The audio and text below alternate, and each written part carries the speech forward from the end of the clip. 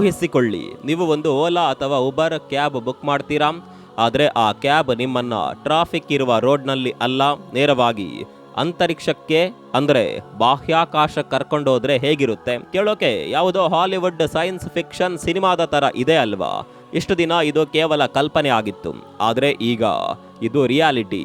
ಹೌದು ಸ್ನೇಹಿತರೆ, ಭಾರತದ ಮಟ್ಟಿಗೆ ಒಂದು ಅದ್ಭುತವಾದ ಇತಿಹಾಸ ಈಗಾಗಲೇ ಸೃಷ್ಟಿಯಾಗಿದೆ. ಭಾರತದ ಮೊದಲ ಪ್ರೈವೇಟ್ ರಾಕೆಟ್ ಯಶಸ್ವಿಯಾಗಿ ಅಂತರಿಕ್ಷಕ್ಕೆ ಹಾರಿದೆ.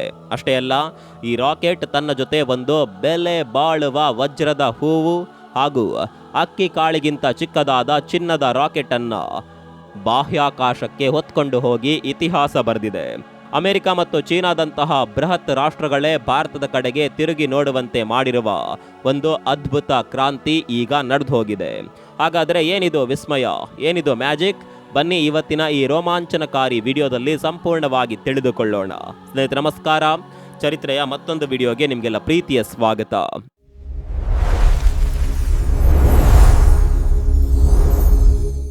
ಸ್ನೇಹಿತರೆ, ಬಾಹ್ಯಾಕಾಶ ಅಂದರೆ ನಮಗೆಲ್ಲರಿಗೂ ಮೊದಲು ನೆನಪಾಗೋದು ನಮ್ಮ ಹೆಮ್ಮೆಯ ಇಸ್ರೋ. ದಶಕಗಳಿಂದ ಬಾಹ್ಯಾಕಾಶ ಕ್ಷೇತ್ರದಲ್ಲಿ ಭಾರತದ ಅಸ್ತಿತ್ವವನ್ನು ಎತ್ತಿ ಹಿಡಿದಿರೋದು ಇದೇ ಇಸ್ರೋ ಸಂಸ್ಥೆ.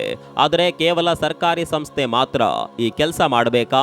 ಖಾಸಗಿ ಕಂಪನಿಗಳು ಯಾಕೆ ಮಾಡಬಾರ್ದು? 2018ರ ಸಮಯ.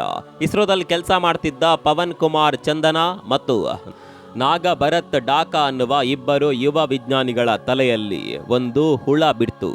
ತಮ್ಮ ಭದ್ರವಾದ ಸರ್ಕಾರಿ ಕೆಲಸಕ್ಕೆ ರಾಜೀನಾಮೆ ಕೊಟ್ಟು ತಾವೇ ಸ್ವಂತವಾಗಿ ಒಂದು ಸ್ಪೇಸ್ ಟೆಕ್ ಸ್ಟಾರ್ಟಪ್ ಶುರು ಮಾಡಿದ್ರು. ಅದರ ಹೆಸರೇ ಸ್ಕೈ ರೂಟ್. ಆದರೆ ನಿಜವಾದ ಸುನಾಮಿ ಶುರುವಾಗಿದ್ದು 2020ರಲ್ಲಿ. ಭಾರತ ಸರ್ಕಾರ ಒಂದು ಐತಿಹಾಸಿಕ ನಿರ್ಧಾರ ತೆಗೆದುಕೊಳ್ತು. ಬಾಹ್ಯಾಕಾಶ ಕ್ಷೇತ್ರವನ್ನ ಖಾಸಗಿ ಕಂಪನಿಗಳಿಗೂ ಓಪನ್ ಮಾಡ್ತು. ಅಲ್ಲಿವರೆಗೆ ಬರೀ ಇಸ್ರೋ ಮಾತ್ರ ಮಾಡ್ತಿದ್ದ ಕೆಲಸವನ್ನ ಈಗ ಪ್ರೈವೇಟ್ ಕಂಪನಿಗಳು ಕೂಡ ಮಾಡಬಹುದು. ಇಸ್ರೋದ ಲಾಂಚ್ ಪ್ಯಾಡ್ಗಳನ್ನು ಬಳಸ್ಕೊಳ್ಳಬಹುದು ಅಂತ ಸರ್ಕಾರ ಗ್ರೀನ್ ಸಿಗ್ನಲ್ ಕೊಡ್ತು. ಈ ಒಂದು ನಿರ್ಧಾರದಿಂದ ಭಾರತದಲ್ಲಿ ಬರೋಬ್ಬರಿ 400ಕ್ಕೂ ಹೆಚ್ಚು ಸ್ಪೇಸ್ ಸ್ಟಾರ್ಟ್ಅಪ್ಗಳು ಹುಟ್ಕೊಳ್ತಾವೆ. ಆದರೆ ಈ 400 ಕಂಪನಿಗಳ ಮಧ್ಯೆ ಒಂದು ಹಿಮಾಲಯದ ಹಾಗೆ ಎದ್ದು ನಿಂತಿದ್ದು ಇದೇ ಸ್ಕೈ ರೂಟ್ ಏರೋಸ್ಪೇಸ್. ಬರೀ ಎದ್ದು ನಿಂತಿದ್ದಲ್ಲ, ಇವತ್ತು ಈ ಕಂಪನಿಯ ಮೌಲ್ಯ $1.1 ಬಿಲಿಯನ್ ದಾಟಿದೆ ಮತ್ತು ಇದು ಭಾರತದ ಮೊದಲ ಸ್ಪೇಸ್ ಟೆಕ್ ಯೂನಿಕಾರ್ನ್ ಆಗಿ ಇತಿಹಾಸ ಸೃಷ್ಟಿಸಿದೆ. 2022ರಲ್ಲಿಯೇ ಭಾರತದ ಮೊದಲ ಖಾಸಗಿ ಸಬ್ ಆರ್ಬಿಟಲ್ ರಾಕೆಟ್ ಉಡಾವಣೆ ಮಾಡಿ ಇತಿಹಾಸ ಬರೆದಿದ್ದ ಈ ಕಂಪನಿ ಇದೀಗ ಮತ್ತೊಂದು ಮೈಲಿಗಲ್ಲು ತಲುಪಿದೆ. ಈಗ ಅಸಲಿ ಕತೆಗೆ ಬರೋಣ. ಏನಿದು ವಿಕ್ರಮ್-1? ಯಾಕೆ ಇಡೀ ಪ್ರಪಂಚ ಇದರ ಬಗ್ಗೆ ಮಾತನಾಡ್ತಾ ಇದೆ? ಸ್ನೇಹಿತರೆ, ಈ ರಾಕೆಟ್ಗೆ ಭಾರತದ ಬಾಹ್ಯಾಕಾಶ ಪಿತಾಮಹ ವಿಕ್ರಮ್ ಸಾರಾಭಾಯಿ ಅವರ ಹೆಸರನ್ನ ಇಡ್ಲಾಗಿದೆ. ಇದು 7 ಅಂತಸ್ತಿನಷ್ಟು ಎತ್ತರವಿರುವ ರಾಕೆಟ್. ಇದು 350 kg ತೂಕದ ಉಪಗ್ರಹಗಳನ್ನು ಹೊತ್ಕೊಂಡು ಭೂಮಿಯಿಂದ 450 ಕಿಲೋಮೀಟರ್ ಎತ್ತರದಲ್ಲಿರುವ ಲೋ ಅರ್ತ್ ಆರ್ಬಿಟ್ಗೆ ಯಶಸ್ವಿಯಾಗಿ ತಲುಪಿದೆ. ಈ 16 ನಿಮಿಷಗಳ ಹಾರಾಟ ಯಶಸ್ವಿಯಾಗುವ ಮೂಲಕ ಅಮೆರಿಕ ಮತ್ತು ಚೀನಾದ ನಂತರ ಖಾಸಗಿ ಕಂಪನಿಯೊಂದು ಆರ್ಬಿಟಲ್ ಲಾಂಚ್ ಮಾಡುವ ಸಾಮರ್ಥ್ಯ ಹೊಂದಿರುವ ವಿಶ್ವದ 3ನೇ ರಾಷ್ಟ್ರ ಎಂಬ ಅದ್ಭುತ ಹೆಗ್ಗಳಿಕೆಗೆ ಭಾರತ ಪಾತ್ರವಾಗಿದೆ. ಇಲ್ಲಿ ಒಂದು ದೊಡ್ಡ ಪ್ರಶ್ನೆ ಬರುತ್ತೆ. ಆಲ್ರೆಡಿ ಇಸ್ರೋದ ಹತ್ರ ದೊಡ್ಡ ರಾಕೆಟ್ಗಳಿವೆ. ಸ್ಪೇಸ್ ಎಕ್ಸ್ ಹತ್ರ ಫಾಲ್ಕಾನ್ 9 ಇದೆ. ಮತ್ತೆ ಈ ವಿಕ್ರಮ್-1ನ ಸ್ಪೆಷಾಲಿಟಿ ಏನು? ಇಲ್ಲೇ ಇರೋದು ನೋಡಿ ಅಸಲಿ ಕತೆ. ಬಸ್ ಬೇಡ, ಕ್ಯಾಬ್ ಬೇಕು. ಸ್ಕೈ ರೂಟ್ನ ಸಿಇಒ ಪವನ್ ಕುಮಾರ್ ಚಂದನ ಅವರು ಬಿಬಿಸಿಗೆ ನೀಡಿದ ಸಂದರ್ಶನದಲ್ಲಿ ಒಂದು ಅದ್ಭುತವಾದ ಮಾತು ಹೇಳಿದ್ದರು. ನೀವು ನಿಮ್ಮ ಫ್ರೆಂಡ್ ಮನೆಗೆ ಹೋಗಬೇಕು ಅಂದರೆ ಟ್ರೈನ್ಗೆ ಕಾಯ್ತೀರಾ? ಇಲ್ಲ ತಾನೇ? ಒಂದು ಓಲಾ ಅಥವಾ ಉಬರ್ ಕ್ಯಾಬ್ ಬುಕ್ ಮಾಡಿಕೊಂಡು ನೇರವಾಗಿ ಹೋಗ್ತೀರಾ ಅಲ್ವಾ? ಹೌದು. ಈಗಿನ ಕಾಲದಲ್ಲಿ ಉಪಗ್ರಹಗಳನ್ನು ಉಡಾವಣೆ ಮಾಡಬೇಕು ಅಂದರೆ ದೊಡ್ಡ ರಾಕೆಟ್ಗಳಿಗಾಗಿ ತಿಂಗಳುಗಟ್ಲೆ, ವರ್ಷಗಟ್ಲೆ ಕಾಯಬೇಕು. ಆದರೆ ಸ್ಕೈ ರೂಟ್ ಏರೋಸ್ಪೇಸ್ ಅವರು ಕ್ಯಾಬ್ ಟು ಸ್ಪೇಸ್ ಕಾನ್ಸೆಪ್ಟ್ ತಂದಿದ್ದಾರೆ. ಅಮೆರಿಕಾದ ರಾಕೆಟ್ ಲ್ಯಾಬ್ ತರಹವೇ ಸ್ಮಾಲ್ ಲಿಫ್ಟ್ ಲಾಂಚ್ ಮಾಡೆಲ್ ಇದು. ಅಂದರೆ ಗ್ರಾಹಕರಿಗೆ ಯಾವಾಗ ಬೇಕೋ, ಎಲ್ಲಿಗೆ ಬೇಕೋ ಅವರ ಟೈಮ್ ಲೈನ್ ಪ್ರಕಾರ ಒಂದು ಡೆಡಿಕೇಟೆಡ್ ರಾಕೆಟ್ ಅನ್ನ ರೆಡಿ ಮಾಡಿ ಉಡಾವಣೆ ಮಾಡ್ತಾರೆ. Just like booking A taxi. Made in India technology ಇದು. ಬರೀ ಐಡಿಯಾ ಅಲ್ಲ, ಇದರ ಹಿಂದಿರುವ ಟೆಕ್ನಾಲಜಿ ಕೇಳಿದ್ರೆ ನೀವು ದಂಗಾಗ್ತೀರಿ. ಹೈದರಾಬಾದ್ ಮೂಲದ ಈ ಕಂಪನಿ ಬರೋಬ್ಬರಿ 400 ದೇಶೀಯ ಸಪ್ಲೈರ್ಗಳನ್ನು ಬಳಸಿಕೊಂಡು ಈ ರಾಕೆಟ್ ರೆಡಿ ಮಾಡಿದೆ.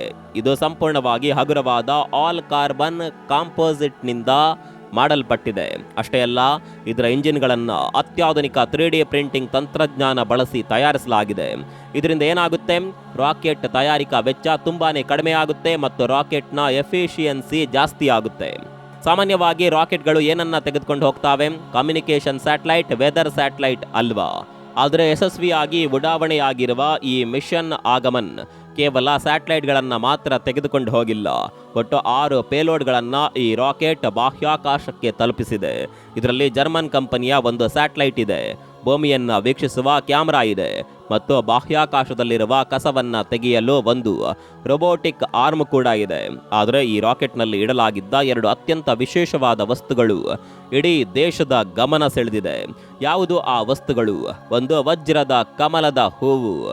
ಹೌದು, ನೀ ಕಾಸ್ಮಸ್ ಡೈಮಂಡ್ಸ್ ಅವರು ಲ್ಯಾಬ್ನಲ್ಲಿ ತಯಾರಿಸಿದ ಕಾಸ್ಮಿಕ್ ಬ್ಲೂಮ್ ಎಂಬ ವಜ್ರದ ಕಮಲವನ್ನು ಬಾಹ್ಯಾಕಾಶಕ್ಕೆ ಕಳಿಸಲಾಗಿದೆ. ಯಾಕೊತ್ತಾ, ನಾವು ಚಿಕ್ಕ ವಯಸ್ಸಿನಲ್ಲಿ twinkle twinkle little star like A diamond in the sky ಅಂತ ಹಾಡು ಹೇಳ್ತಿದ್ವಲ್ಲ, ಆ ಬಾಹ್ಯಾಕಾಶಕ್ಕೆ ಮತ್ತು ಭಾರತೀಯರ ಕ್ರಿಯೇಟಿವಿಟಿಗೆ ಒಂದು ಕಲಾತ್ಮಕ ಗೌರವ ಸಲ್ಲಿಸಲು ಈ ವಜ್ರದ ಹೂವನ್ನ ಕಳಿಸಿದ್ದಾರೆ.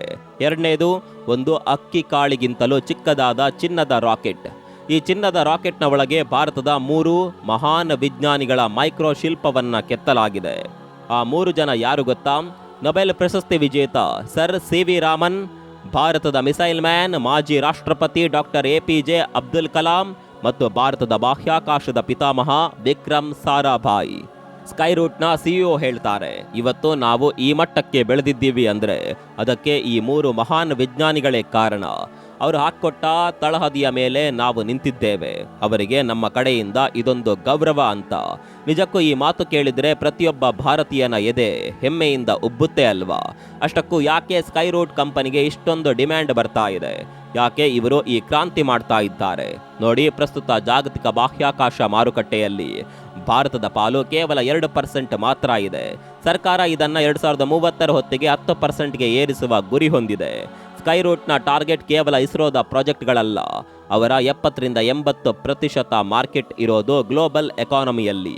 ಯೋಚನೆ ಮಾಡಿ, ಇವತ್ತು ಕೃಷಿ ಇರಬಹುದು, ಮೀನುಗಾರಿಕೆ ಇರಬಹುದು, ನ್ಯಾವಿಗೇಷನ್, ಡಿಸಾಸ್ಟರ್ ಮ್ಯಾನೇಜ್ಮೆಂಟ್, ಪ್ರತಿಯೊಂದಕ್ಕೂ ಸಣ್ಣ ಸಣ್ಣ ಸ್ಯಾಟಲೈಟ್ಗಳ ಅವಶ್ಯಕತೆ ಇದೆ. ಇಡೀ ಪ್ರಪಂಚದ ಕಂಪನಿಗಳಿಗೆ ತಮ್ಮ ಸ್ಯಾಟಲೈಟ್ಗಳನ್ನು ಬೇಗ ಸ್ಪೇಸ್ಗೆ ಕಳಿಸಬೇಕು.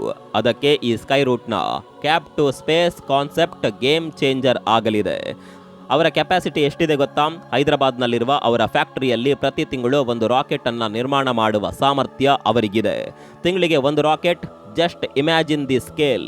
ಅಂದ್ರೆ ಯಾರಿಗಾದರೂ ಸ್ಯಾಟಲೈಟ್ ಲಾಂಚ್ ಮಾಡಬೇಕು ಅಂದ್ರೆ, ಹೆಲೋ ಸ್ಕೈರೂಟ್ ನಮಗೊಂದು ಕ್ಯಾಪ್ ಕಳಿಸಿ ಅನ್ನುವ ರೇಂಜ್ಗೆ ಭಾರತದ ಟೆಕ್ನಾಲಜಿ ಡೆವಲಪ್ ಆಗಿದೆ.